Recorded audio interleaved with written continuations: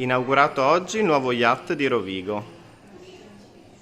Allora, buongiorno a tutti, vi diamo il benvenuto al nuovo yacht di Rovigo che è stato inaugurato questa mattina alla presenza delle autorità e da oggi risulta effettivamente aperto al pubblico. Pubblico ovviamente inteso come il turista italiano o straniero che si reca a Rovigo e ha bisogno di un punto di riferimento sulla città e sul territorio, ma noi pubblico lo intendiamo anche come la cittadinanza, quindi i rodigini e tutti coloro che vivono nel territorio polesano. Questo perché vuole essere proprio un punto di riferimento a 360 gradi per tutte le attività che la nostra città e che appunto il Polesine offre, ovviamente a tutti quanti.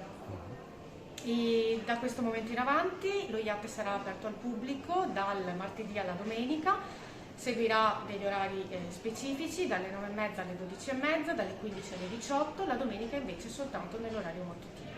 E questo fino alla fine di gennaio, praticamente fino al termine della mostra che si terrà appunto a Palazzo Rovereto.